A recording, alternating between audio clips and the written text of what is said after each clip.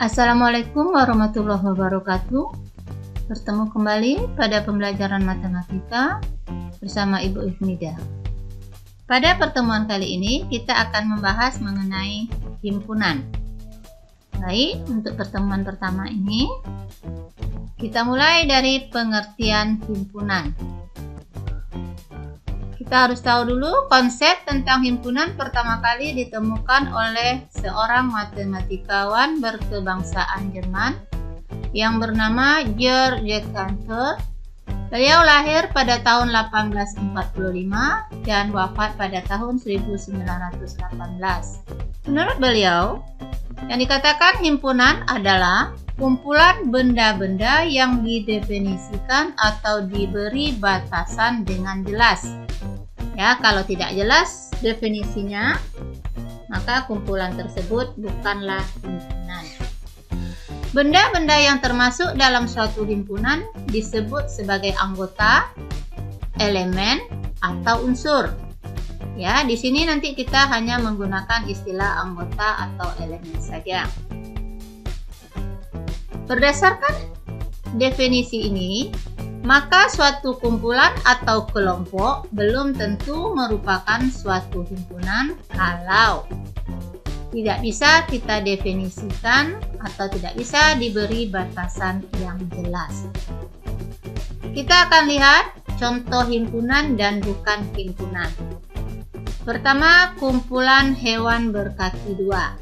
Apakah kumpulan hewan berkaki dua ini merupakan himpunan? Kita perhatikan. Kumpulan hewan berkaki dua, anggotanya adalah ayam, itik, angsa, bisa juga burung. Sedangkan yang bukan anggotanya adalah misalnya kucing, buaya, ataupun singa. Jadi dari sini kita bisa mengatakan kumpulan ini jelas, ya, hewan berkaki dua. Ada anggotanya, itu ayam, itik, dan angsa. Maka kumpulan ini disebut himpunan.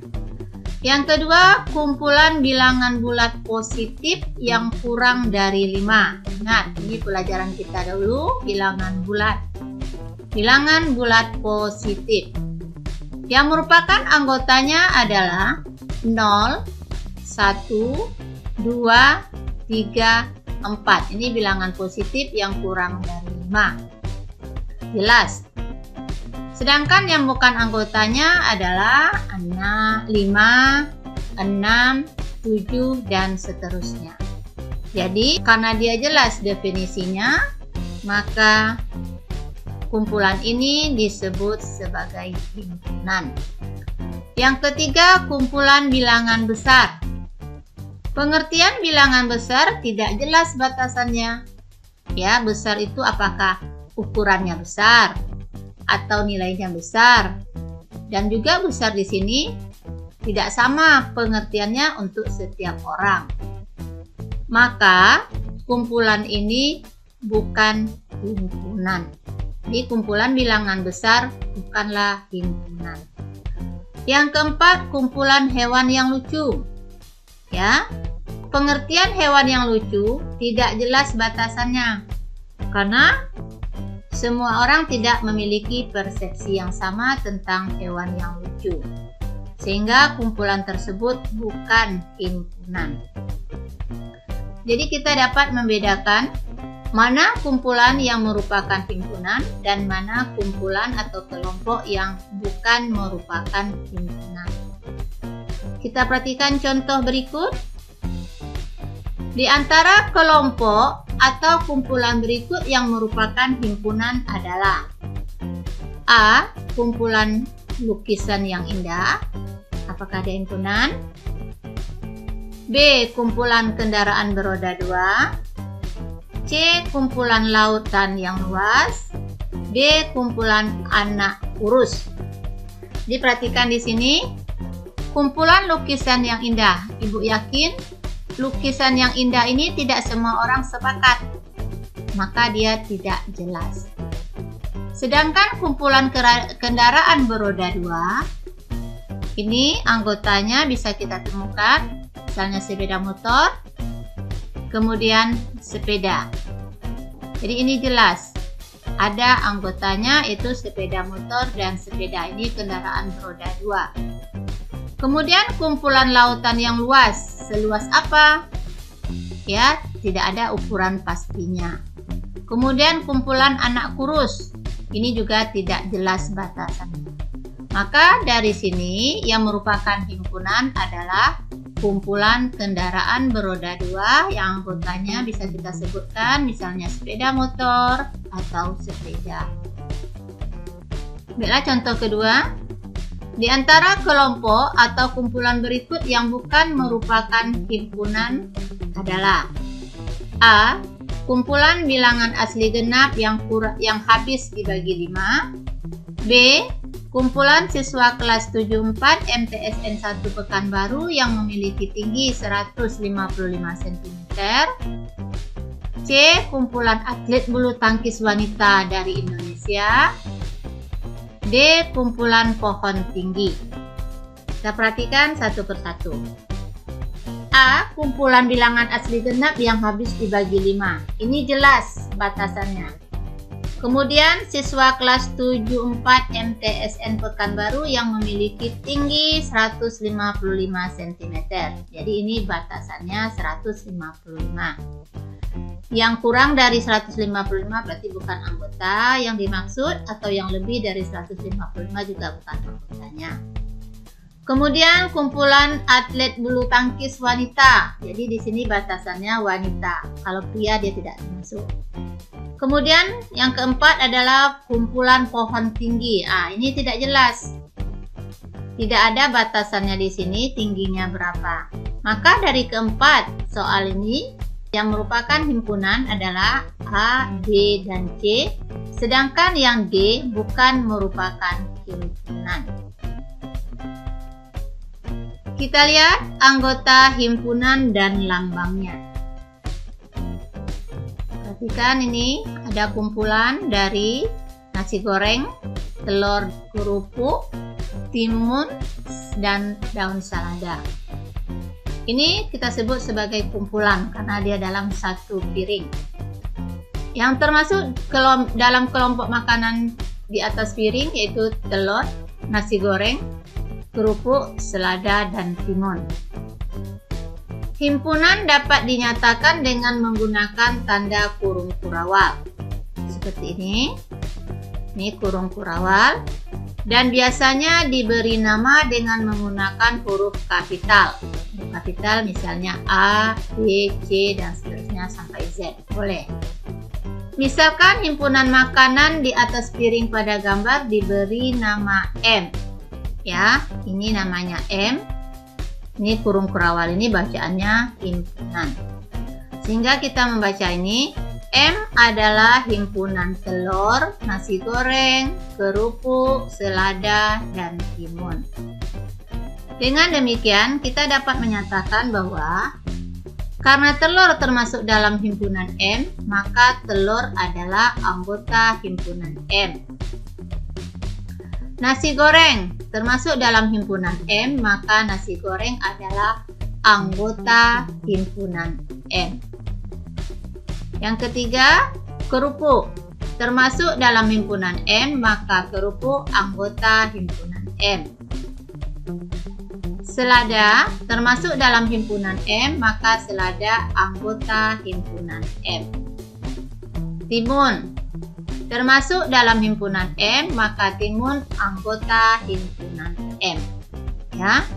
Jadi untuk menyatakan lambang himpunan kita memakai kurung kurawal dan namanya kita beri dengan huruf kapital. Yang berada di dalam himpunan ini merupakan anggota dari himpunan tersebut. Dalam suatu himpunan, masing-masing anggota berbeda dengan anggota lainnya. Jadi, dalam suatu himpunan tidak boleh terdapat anggota yang sama. Untuk menyatakan satu benda yang merupakan anggota suatu himpunan, digunakan lambang seperti ini, elemen. Ini bacanya adalah elemen atau anggota himpunan. Sedangkan untuk menyatakan benda yang bukan anggota suatu himpunan digunakan dengan E yang berslash atau yang bercoret. Jadi ini anggota himpunan dan ini lambang dari bukan anggota himpunan. Banyak anggota suatu himpunan, misalnya anggota himpunan A, dapat dinyatakan dengan notasi NA. Jadi notasi NB artinya banyak anggota pada himpunan B, dan NC artinya banyak anggota pada himpunan C. Contoh, diketahui himpunan bilangan asli ganjil yang kurang dari 8. Nah, ini batasannya, bilangan asli ganjil kurang dari 8. Kita lihat. Misalkan himpunan tersebut kita beri nama A, maka kita dapat menulis ya A sama dengan himpunan bilangan asli ganjil yang kurang dari 8. Bisa juga kita tulis A itu sama dengan himpunan 1, 3, 5, 7. Jadi ini bilangan ganjil ya, bilangan asli ganjil yang kurang dari 8. 2. Diketahui K adalah himpunan huruf-huruf pembentuk kata Januari ya. Januari kita lihat di sini.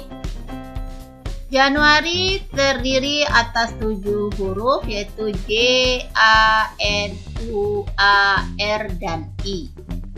Namun karena terdapat anggota yang sama yaitu A, hanya boleh ditulis 1 kali ya.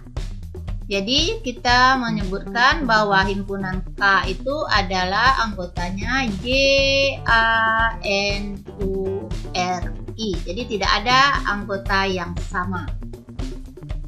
Jadi kalau kita tulis anggota himpunan dari pembentuk kata Januari ini sebagai J, A, N, U, A, R, I, ini adalah penulisan yang salah.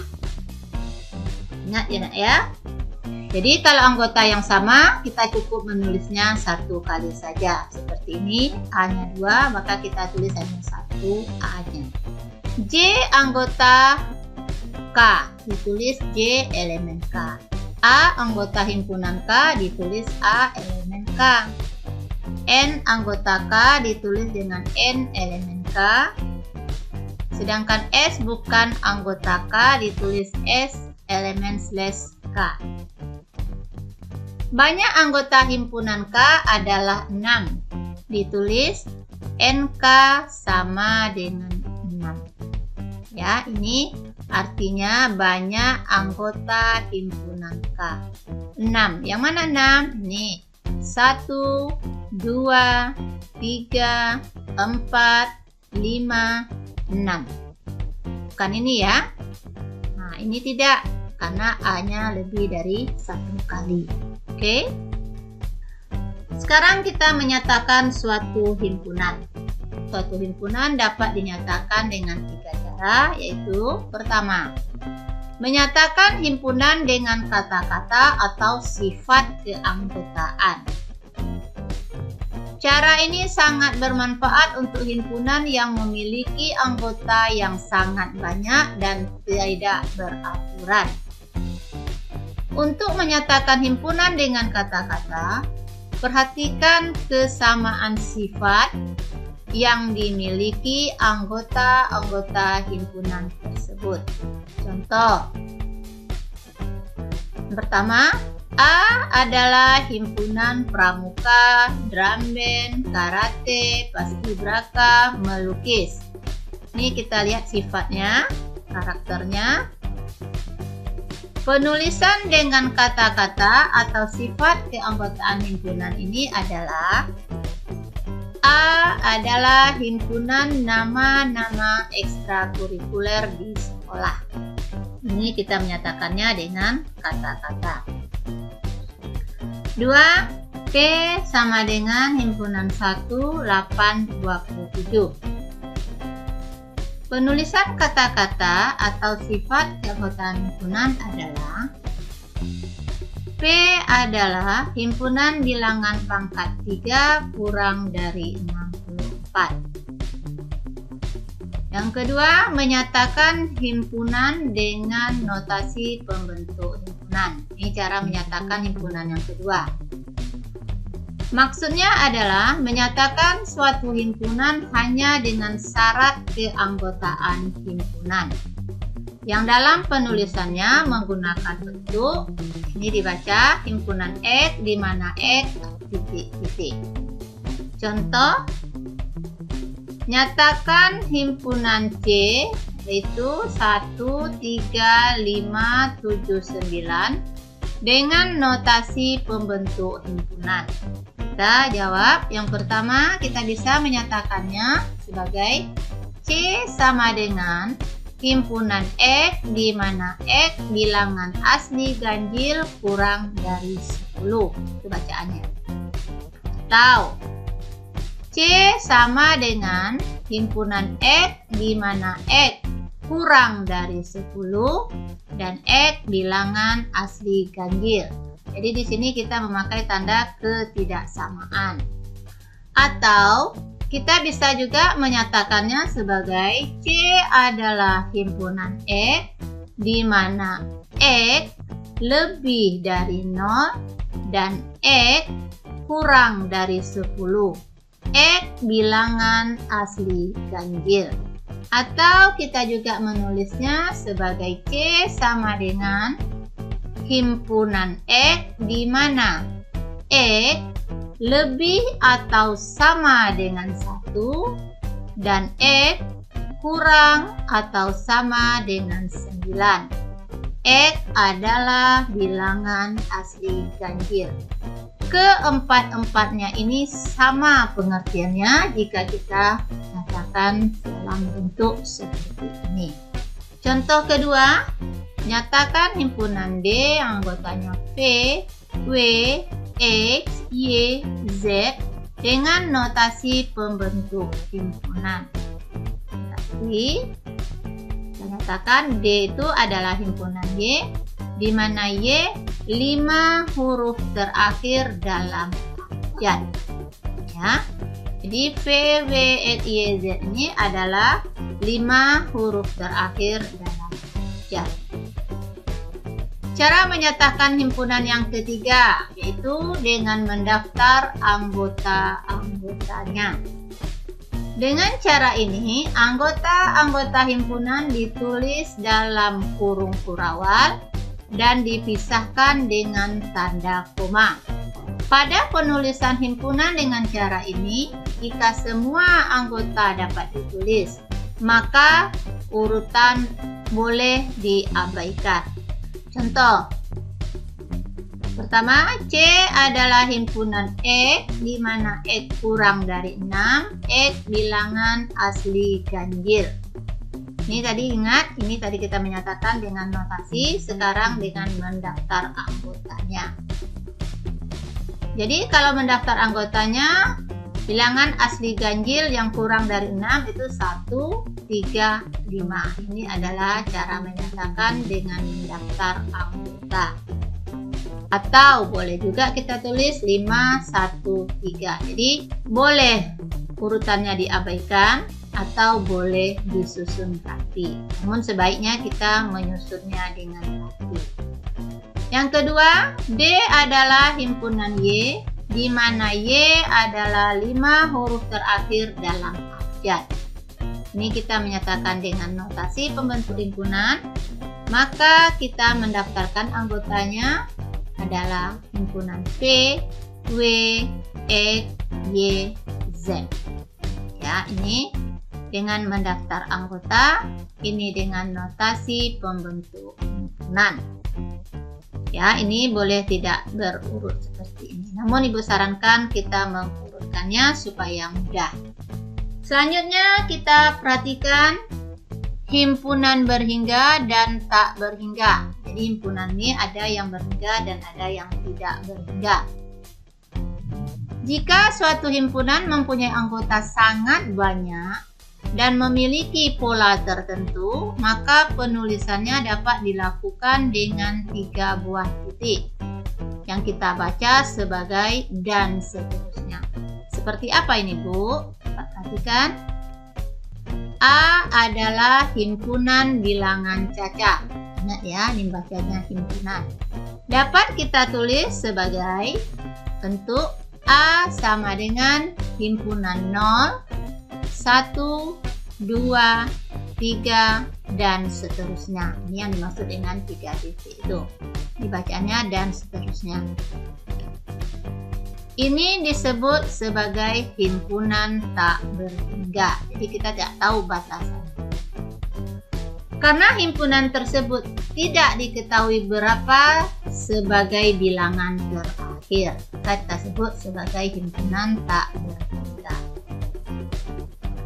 Yang kedua, A adalah himpunan bilangan cacah kurang dari 25. Ya, ingat. Ini kita tulis kurang 25 itu adalah himpunan 0, 1, 2, 3, dan seterusnya sampai terakhir 25. Jadi ini ada batasannya terakhir 25. Maka himpunan ini disebut himpunan berhingga. Karena himpunan tersebut diketahui bilangan pertama dan bilangan terakhirnya yaitu 0 dan 24. Ada himpunan berhingga, himpunan tidak berhingga, dan sekarang kita lihat himpunan kosong. Himpunan kosong adalah himpunan yang tidak mempunyai anggota. Ya, dia himpunan tapi tidak mempunyai anggota.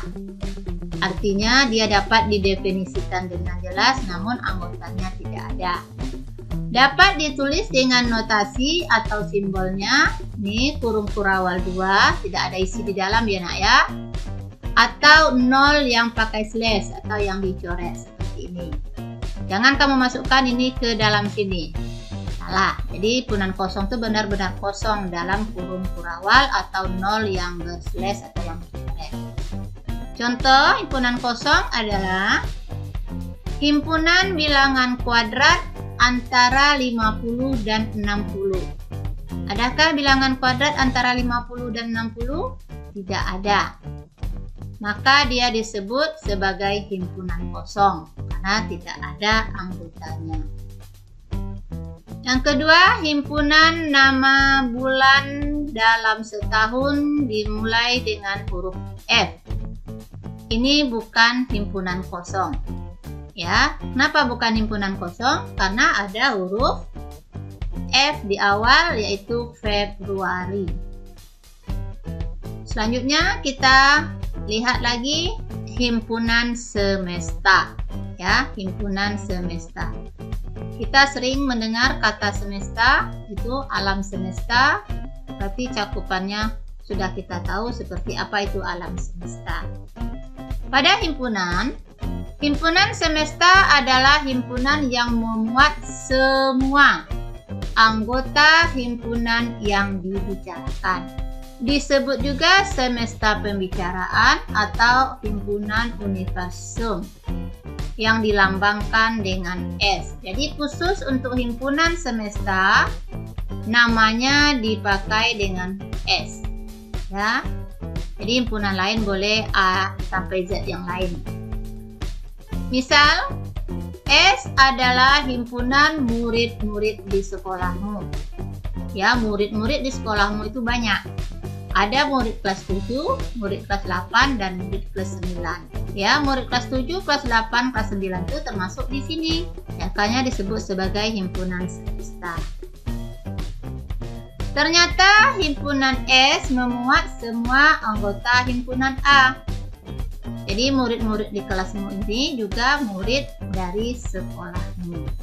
Sehingga himpunan S merupakan himpunan semesta dari himpunan A.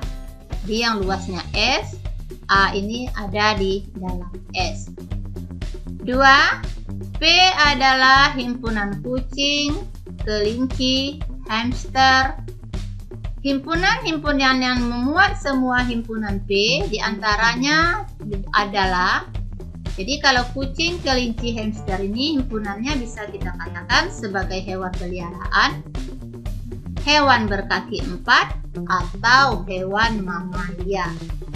Jadi tidak hanya satu nama himpunan semestanya. Ada yang menyebut himpunan semestanya adalah hewan peliharaan. Jadi siapa yang suka pelihara kucing, kelinci, hamster, ini kamu mengatakan bahwa ini adalah hewan peliharaan. Karena kaki kucing 4, kelinci 4, hamster juga 4, bisa juga kamu mengatakan himpunannya adalah hewan berkaki 4 atau hewan mamalia, karena ketiganya ini menyusui anaknya.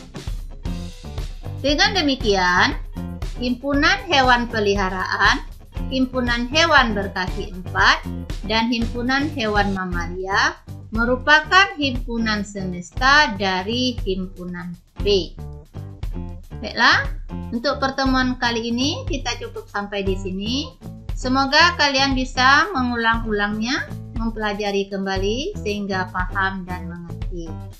Untuk pelajaran selanjutnya kita akan mempelajari mengenai diagram Venn. Terima kasih. Selamat berjumpa pada pertemuan berikut. Semoga kalian selalu sehat. Assalamualaikum warahmatullahi wabarakatuh.